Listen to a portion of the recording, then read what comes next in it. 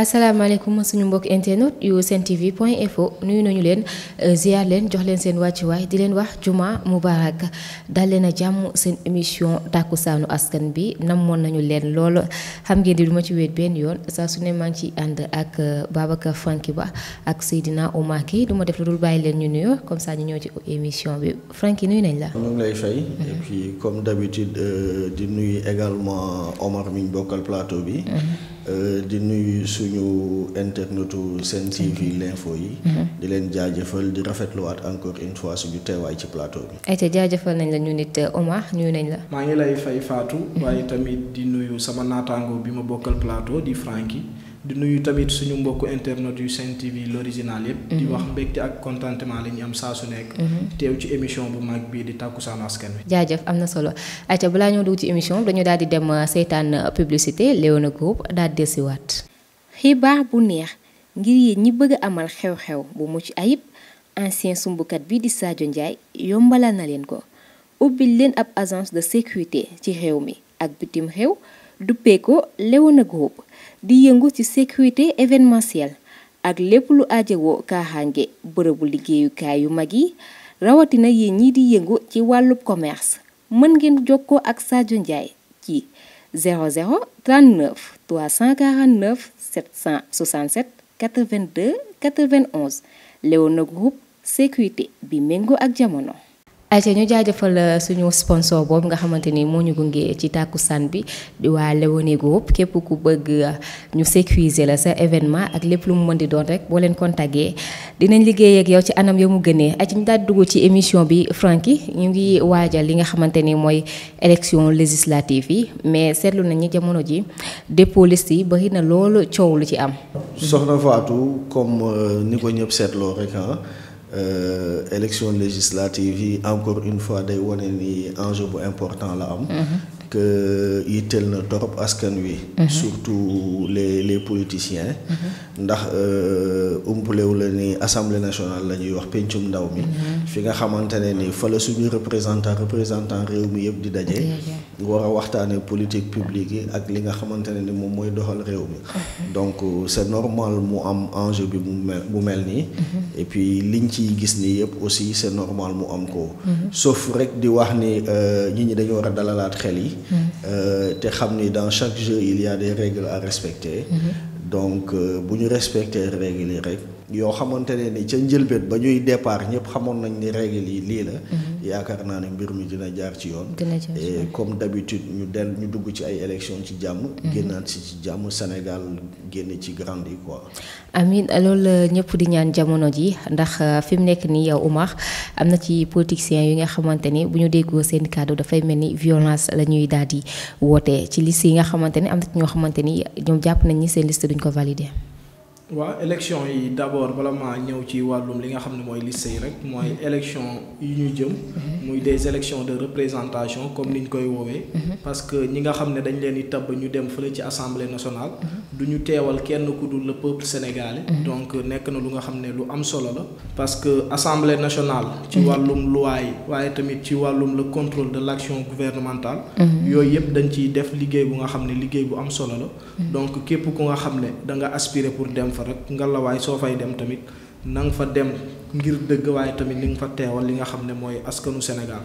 gis nañ nag coow di ci commencé juddu et c'est pas la première fois. je rappelle que depuis 1960 ba léegi ay élections mi ngi am fii ci Sénégal.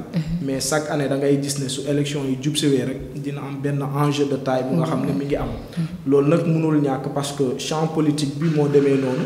mais gis nañ ne coow li cette fois-ci li ko andi. mooy wàllum li nga xam ne mooy parrainage bi mooy njëkkoon a andi li nga xam ne mooy coow. ba am na yenn ci ay liste yu nga xam ne validé wuñ ko bëri na ci li nga xam ne mooy ci wàllum opposition bi. mais aussi gis nañ li nga xam ne mooy en dehors de parrainage bi li nga xam ne mooy wàllum parité bi actuellement muy andi ay coow yu bëree bëri. mais comme niñ ko waxee rek dañoo nekk ci benn démocratie et la démocratie c'est une affaire de gentleman. waaye tamit de grande dame. donc lépp lu nga xam ne dañ ko fa teg muy loi. muy kujje gi muy pouvoir bi dañoo war a respecter les lois. parce que la loi n'est loi que lorsqu'elle est générale. et gis nañ ci li nga xam ne mooy coow li. d'après information yu ñu am. Yewwi Askan Wi s'est tiré une balle dans la tête. te loolu li nga xam ne mooy Benno Bokk Yaakaar gëw wala boog ñi nga xam ne ñooy organiser élection yi. gëw ma ne dinañ ko jéggal mais quoi qu'on puisse dire élection yi nañ ko def. ci dal waaye tamit nañ ci demal ci jàmm. liste benn Yewwi Askan Wi bu département bu Dakar bi bu fekkee rejeté nañ ko tey ana lan la ñu war a mën a xaar ci loolu. waaw je rappelle que actuellement liste bi rejeté wuñ ko. mais rejeté guñ ko mais li andi coow li mooy ci wàllum li nga xam ne mooy. parité bi ñu respecté wul. su ñuy wax parité nag. ci li nga xam ne mooy département de Dakar. dañoo war a am 7 représentants ci wàllum député yi. donc forcément da nga war a am 4 garçons. 3 filles dañ ko war a mixer et malheureusement à notre grande surprise dañoo gis ne loolu liste bii di Yewwi Askan Wi ñoom amaluñ ko mu nekk lu nga xam ne nag. voilà mënuñ ko puus naan li nga xam ne mooy président wala boog Benno Bokk Yaakaar ñoo ko def. parce que ñoom bi ñuy choisir seen ay liste di dem di déposer ki nga xam ne mooy Benno Bokk Yaakaar nekku fa. waaye tamit ki nga xam ne mooy Macky Sall nekku fa donc erreur bi mën naa comprendre ci ñoom la. mais est-ce que am nañ beneen possibilité pour rectifier li nga xam ne mooy erreur bi. peut-être que foofu la li nga xam ne mooy le président de la République comme li ma doon wax sànq war a wane affaire de gentleman. wane ne dañoo nekk ci démocratie. wala boog ñëpp ñu nga xam ne war nañ ci waxtaan ñu waxtaan ci pour ñu dem ci ay élections yu nga xam ne. ay élections yu dal la parce que je rappelle que Sénégal jamono ji fitna bi fi nekk dafa bëri trop et politiciens yi à chaque instant muy ñu jëm ci élection ñu génn ci élection waxu politique la ñuy waxtaanee H24. et nekk na lu nga xam ne askan bi sonn nañ ci. ci noonu Franky gis nañ ne Barthélémy Dias maire bu Dakar ba mu génnee xawoon na sax yëngal comme Barth moom à chaque fois min nañ ko ci yooyu daan Dakar dootuñu nangu kenn ku leen noot. waaw xam nga comme ni ko Omar waxee tout à l'heure rek il faut qu'on apprenne à généraliser les choses. Et puis la loi elle est impersonnelle. xam nga tey dafa bëri ay département ñaata département ñoo am biir Sénégal. donc benn département lañ nekk di wax mooy département de Dakar. déjà que dans la région de Dakar il y a je crois 5 départements. donc ci yeneen département yi yëpp amul benn problème benn département lañ nekk di wax. comme ni ko sama mbokk yi di waxee rek faut pas que ñu yaakaar ne Ndakaaru mooy Sénégal. faut pas que affaire bi doxul Ndakaaru rek. élection yi dafa war a arrêter élection warul am wala. et puis au-delà de la liste départementale il y a la liste nationale. c'est-à-dire Yewwi Askan Wi ce qu'ils risquent de perdre sur la liste départementale. ils peuvent toujours retrouver ça sur la liste nationale. bu fekkente ne réellement li ñuy woote dëgg la. xanaa rek li nga xamante ne aussi il faut ñu attirer ci attention. toujours pour parler sur le sens où la loi elle est impersonnelle. mooy quand on parle de parité. parité xam nga maanaam réew mi moo yéem rek Sénégal moo neex rek. mais Ndakaaru la ñuy jooy ne parité mais Touba amul parité. la liste de Touba on n'en parle jamais. et pourtant la parité elle n'est jamais respectée là-bas. ñoom Dakar rek la war a yem c'est vrai génn soo xoolee ki nga xam ne mooy Gallo Ba mi nekk maire. respecté wul li nga xam ne mooy parité ci liste locale yi. waaw on n'en parle jamais. donc si la loi doit être appliquée au niveau du département de Dakar. de grâce que l'on fasse la même chose ci yeneen localité yi nga xamante ne aussi. mais encore une fois pour revenir directement sur la personne de Barthélémy Dias. je dirais juste que il faut mu xam ni aussi que léegi njiit la. et comme ni mu koy waxee y a des millions moom li muy wax des millions de Dakar waa yoo xamante ne dañ ko wóolu jox ko seen kàddu ne ko jiitalal suñu dëkk. donc tey buy réagir wala buy waxati. il faut mu xam ni au-delà de sa personne. il y a un nombre de personnes boo xamante ne ni ñu ngi ci ginnaaw. te ñoo ñëpp dañ ko wóolu. donc appeler à un peu plus de retenue. Et puis que les gens apprennent à faire leur propre autocritique. mooy léegi sa waay wax léegi. dafa facile trop nga ne non DG direction des élections. ñoom ñoo falsifier liste bi. wala yooyu mais liste yi du tur yu ñuy tànn nii rek par hasard comme ça. dafa am dossier yu ñuy accompagner liste non yooyu noonu. donc loolu yëpp lu ñu war a xoolaat la. c'est de la manipulation. rafetul lu ñuy rafetlu mais heureusement que les Sénégalais ont compris de manière générale. ben léegi mbir mi nekkatul lu mu neex saa yu neexee waaye saa yu ko arrangé rek mu yëngal dëkk bi. atia pour ñu jeexal ci affaire élection législative yi Oumar gis nañ ni que affaire parrainage bi bari na loolu ay manipulation seen jàngat ci loolu. waaw parrainage moom jàpp naa ne coow li am ci élection yi yëpp. jamono ji li cause principale bi mooy wàllum parrainage bi parce que parrainage bi dañ ko andi bien vrai que xam nañ lan mooy parrainage le fait que ay citoyens sénégalais ñu parrainel la pour nga am 0,5 ba 0,1 soit 34 500 ba 55 330 j'espère loolu nag nekk na lu nga xam ne président de la république Macky Sall moo ko fi andi mais gis nañ ginnaaw bi ñu ko fi andee ci élection yi fi amoon en 2019 bi ñu ci génnee li nga xam ne mooy la cour de justice de la CEDEAO dafa ne parrainage bi nga xam ne Sénégal def na ko nekk na parrainage bu nga xam ne baaxul maanaam dañ ko fi war a jëlee et d'après li nga xam ne mooy CEDEAO li tax mu ne dañ fi war a jëlee li nga xam ne mooy parrainage bi soo xoolee fii ci Sénégal dafa bëri ay partis politiques plus de 300 partis te fichier électoral bi li ci nekk c'est 6 à 7 millions presque loolu soo ko xoolee soo jëlee 6 millions d'électeurs yi nga xam ne dañoo inscrit ci fichier électoral bi soo ko diviser ak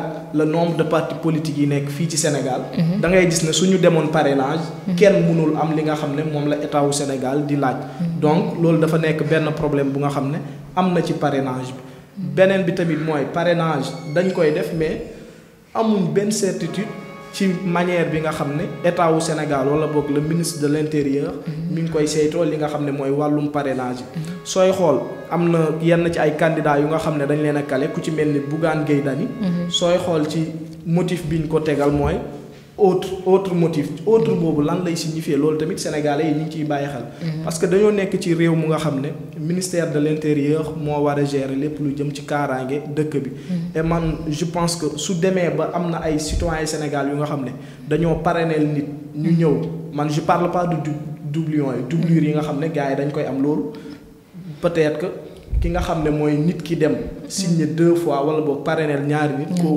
kooku peut-être xelam moo gàtt wala boog dañ ko nax ba mu parrainé 2 fois mais ci wàllum ñi nga xam ne dañuy loolu sax yoon baal ma loolu sax yoon da koy tere waaw loolu tamit ki signé 2 fois dañ ko war a tëj waaw ci li nga xam ne mooy code électoral bi ministère de l'intérieur dafa ne dañ la war a tëj dañ la war a daan te ñun ba léegi gisaguñ ku nga xam ne jàpp nañ la tëj la ci loolu mu nekk beneen problème bu nga xam ne tamit wàllum parrainage bi moo ko andi en dehors de ça ñu ñëw ci li nga xam ne mooy wàllum parité bi yooyu yëpp dafa nekk yu nga xam ne franchement parler mi ngi commencer di andil Sénégal ay coow c'est bien beau nag li nga xam ne mooy président de la République Macky Sall def parrainage wala boog état wu Sénégal parce que moom dafa nekk warugalam mu organiser ay élections parce que plus de ay 45 partis bëgg dem élection loolu tamit day nekk lu nga xam ne forcément war nañ dem ci parrainage man bañuma parrainage naam nekk na lu nga xam ne lu baax la mais filtre bi nga xam ne état wu Sénégal mi ngi koy def waroon na leeral li nga xam ne mooy sénégalais yi ci ban anam lañ koy defalee waaye tamit ñu am benn consensus bu nga xam ne suñ koy defee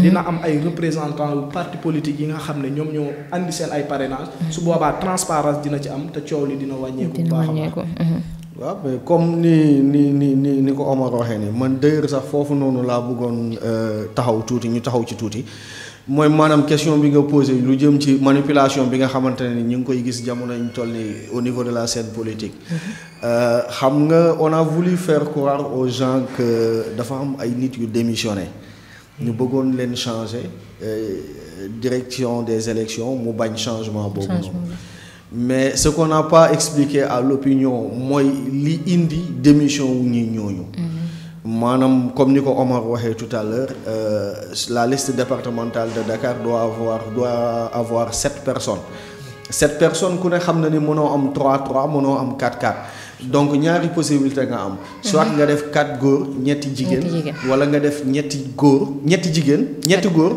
4 jigéen loolu nga am possibilité def mais li ñu seetlu ci liste boobu noonu mooy maanaam 5 góor moom moo ci nekk ñaari jigéen kese nekk ci donc peut-être ñoom ils ont compris que foofu am na njuumte donc pour rectifier loolu benn possibilité bi ñu am mooy ñu pousser des personnes à désister à démissionner à leur place bu ñuy dugal ñu daal di dugal ay jigéen pour jéem a rattraper waat loolu en réalité c'est ce qui s'est passé donc ci lu jëm ci point boobu noonu li loi bi wax dafa leer code électoral li mu ci wax dafa leer nañ c'est-à-dire am nga possibilité changer bu fekkente ne ni investi yi ñi nga dugal ci biir liste bi da cee am ñoo xamante ne ni maanaam seen casier judiciaire c'est un tout petit peu entaché wala seen âge permettre leen ñu voter seen éligibilité c'est remis en cause dans ce cas de figure mën nga changer mais amul fenn fu code électoral bi waxee ni am nga possibilité nga changer pour mën a rattraper nu mu tuddati parité bi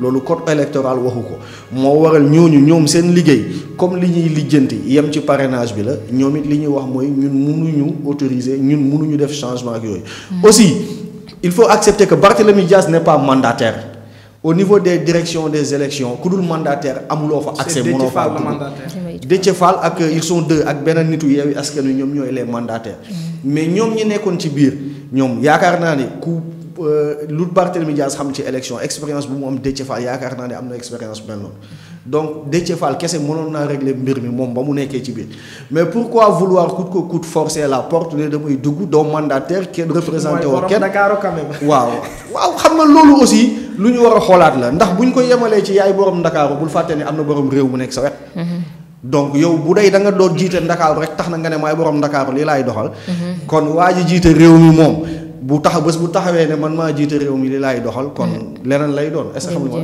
donc mooy li ma waxoon au début rek il y a des règles qui sont là il faut qu'on accepte à respecter les règles ñu bàyyi xelu nit ñi téye di ñu fooye xelu nit ñi di leen jaxase gauche à droite pour un oui pour un non pour une histoire qui s'est passée dans une chambre privée ñu ne leen noonu na génn na gaa yi génn nañ leen taal dëkk bi ñun ñoo moom Ndakaaru mais Ndakaaru aussi quand même bu fekkoon ku yuuxu ne yaa ko moom rek da ngaa war a taal ñoom ñi ko moom nañ ko taal bu ñu ko taalee Ndakaaru yàqu. ñoom ñooy njëkk a yàqule avant ñun. Franck bu ñu taal ndax Ndakaaru moom lépp ñëpp la. lépp ñëpp la en tout cas bu yàqoo ci ñoom ñoo koy njëkk yëg surtout moom miy maire. bu yàqulee tey bu ñu génnoon taal yàq moom mi nga xamante ne mu ngi commencé defar ay tali. di commencé liggéey kat mooy defaraat kat mooy fay. donc yooyu yëpp lu ñu war a xoolaat en tout cas élection yu dal la ñuy ñaan ñëpp def ko ci dal ba ñu mën a tànn ñi nga xamante ne ñoo ñuy nekkal ci pencum ndaw réew ma lépp am ci jàmm ak salaam ndax Sénégal loolu la ñu xam jàmm salaam fookaf ak ree bu ko defee dañu daal di ñëw ci 43 milliards yi nga xamante ni président Macky Sall jamono ji mi ngi koy séddale ñi nga xamante ni mooy néew di doole yi Omar est-ce que jàppoo ni tey xaalis boobu am na feneen foo xam ni waroon na fa mën a nekk farata comme ci hôpital yi nga xamante ni jamono ji ñu leen di ŋàññi baax yi na mais itam ndaw ñu ngi jooytu fu nekk naan liggéey amuñu ko. waaw man je suis foncièrement et entièrement contre li nga xam ne mooy 43 milliards yi président de la République décaissé pour soi-disant jàppale ko ñenn ci askan wi parce que comme ni ko wolof di waxee rek sooy may nit ki jën nga jàngal ko ñi nappee moo ëpp solo te chaque instant gis nañ ci Covid bi tamit ñi doon séddale bien vrai que voilà am nañu ko soxla mais tamit Sénégal lim soxla jàpp naa ne mooy ñu jéem a xool ana naka la ñuy def ba créer li nga xam ne mooy ay emploi mais tamit ana naka la ñuy def ba dooleel li nga xam ne mooy suñu secteur éducatif ba saa su ndaw Sénégal génnee dina am benn niveau bu nga xam ne dina am benn expertise bu nga xam ne dina mën a entreprendre waaye tamit liggéey mais tamit le secteur de la santé yaa ngi koy souligner sànq dafa nekk secteur bu nga xam ne dafa sooxe lool surtout ci ces 2 dernières années ñu gis li nga xam ne mooy manque d'équipement bi am ci hôpitaux yi mais tamit li nga xam ne mooy personnel de santé bi seen qualification dafa des loolu tamit ñu war ko xoolaat jàpp naa ne moo gënoon ñuy jël ay milliards di ko séddale li nga xam ne mooy ay famille amaana li ci famille yi jot du passé 80 000 pour 1 mois 2 mois dafay jeex et dafay nekkaat un éternel recommencement ñu delluwaat à la case de départ donc li nga xam ne mooy président de la République Macky Sall jàpp naa ne li mu war a def mooy mu gën a dooleel li nga xam ne mooy le secteur de l'agriculture l'élevage waaye tamit dooleel li nga xam ne mooy njàng mi ak santé mi parce que secteur yooyu suñu doxul ci dëkk rek pour nga wax li nga xam ne mooy émergence dafay jafe lool mais tamit pour nga wax li nga xam ne mooy développement croissance dafay jafe jàpp naa ne loolu daal moo gënoon ñuy jël ay xaalis di ko séddale parce que du jëmale Sénégal kanam. mais Francky nga jàpp ni li politique lalu ko ak législative yi nga xamante ne ñu ngi koy wàcc nekkul ni que façon boo xamante ne da koy génne rek ngir juste pour neexal sénégalais yeeg yooyu. ah justement da nga may permettre rek ma def benn digression dellu si waat tuuti ci par rapport li ñu jógee di wax ni liste départementale Yewwi bi nga xamante ne ni dañ ko nar a rejeté La même chose peut arriver à la liste départementale de Benno Bokk Yaakaar. Benno Bokk Yaakaar. Parce que voilà Benno Bokk Yaakaar la même chose peut arriver. ndax lii nii lépp ay contrôle parrainage la encore une fois. ça ne veut pas dire que liste yi nga xamante ne nee nañ leen jàll nañu. dañuy dem directement élection. non am na beneen liggéeyu tri bu war a ñëwaat boo xamante ne conseil constitutionnel moom moo koy def. et conseil constitutionnel bu ñu fa yeggee. jurisprudence bi ñu amoon en 2019 liste benn bokk gis-gis Pape Diop bi nga xamante ne dañ koo rejeté woon. ndax dañ koo laajoon 1 moom mu dem indi 5. Malick Gakou. La même chose peut arriver à Benno Bokk Yaakaar donc mooy loolu. encore fàtte ni réewu Macky la gëw ma ni loolu dina voilà xam nga maanaam mooy loolu encore une fois il faut ñu jéem a protéger waat dellu si waat ci nu ñuy protéger suñu administration. parce que tey dañuy clash administration bi fu ne. les politiciens parce que ñaari politiciens ñetti politiciens la nit ki décidé arrangé wu ma. élection yi génn lu ne wax nañ ko fi suñu sous préfet yi. lu ne wax nañ ko fi préfet yi. am na ay liste yoo xamante ne rejeté woon nañ ko. mais bi ñu déposé recours au niveau des tribunaux dañu gagné. ce qui s'est passé à Podor. ce qui s'est passé à Matam. donc ñu xaw a sàmm tuuti administration bàyyi administration bi ñuy tiire te xam ne politiciens yi dañuy dem ëllëg. préfet yeeg gouverneur yeeg administration bi fii la ñuy desaat fii la ñuy nekkaat. comme ñi nekkee direction générale des élections. nguur yi fi jóge yëpp fii lañ leen bàyyi nguur gi day dem ñii di ñëw suba fii lañ leen di fekkaat. loolu lu ñuy bàyyi xel la. et puis bu ma jógee ci loolu. pour dellu si waat un tout petit peu par rapport ak li ma wax ni transfert cash yi président bi war a def nii. xam nga président bi quoi qu'on puisse dire politicien lu jiitu la. te politicien moom lu mu lal lu ne rek. ku ne xam na ni politique mu ngi ci ginnaaw. mais contrairement à li Omar wax man du ma wax loolu ndax xaalis moom c'est toujours les bienvenus. argent moom xaalis moom moo xam ñaar dërëm nga ma jox moo xam 1 million nga ma jox moom man bu day man moom. dama naan ok baax na tàccu. maintenant c'est normal qu'on ñu réfléchir ci est-ce que priorité yi. est-ce que fa la xaalis mi warul dugg. et puis est-ce que dina am njëriñ. est-ce que ñooñu dina leen jëriñ. mais loolu aussi damay attirer attention wu ñun taskatu xibaaru journalistes yi. parce que ñun foofu la ñu war a defee liggéey. gis nga politicien bi ginnaaw ba mu woo taskatu xibaar yi. posé benn acte ne def naa lii. taskatu xibaar bi ci moom la askan wi di xaar. mu dellu dem def liggéeyu gëstu. ba mën a confirmer réellement ndax loolu lu am la. am nañ fi DER bi. ñu ngi dégg ay financement est-ce que réellement ñi ñu financé. ñi ko soxla la. est-ce que réellement financé nañu. FONGIP jaar na fi. li fi xewoon ci Covid 19 bi ceeb bi ñu joxe woon ak xaalis bi est-ce que réellement dem na ci ñooñu noonu. tey population yi ñuy wax ni jot nañu 80 000 yi. d'accord mais na taskatu xibaar yi wàcc sur le terrain def liggéeyu enquête ba mën a vérifier réellement ndax 80 000 yi dem na ci ay nit ak ci ñi mu dem est-ce que réellement ci ñooñu la war a dem. yaakaar naa ni loolu moo war a doon suñu liggéey ñun en tant que taskatu xibaar. man am na feneen sax fu ma bëggoon ñëw dafa wax lu am solo mooy ci wàllum séddale bi. parce que man jàpp naa ne critères yi tamit ki nga xam ne mooy président de la république wala boog commission bi nga xam ne jox na leen ñu war a distribuer li nga xam ne mooy xaalis bi. war nañu wax ban critère de base la ñuy choisir Sénégal yi ñuy jox 80 000 francs. loolu tamit dafa nekk lu nga xam ne lu am solo la parce que des fois dañ koy jox seen ay militants. loolu mooy faral ñuy wax ne affaire de politicien la te aussi dañoo nekk ci jamono ju nga xam ne lépp sooxe.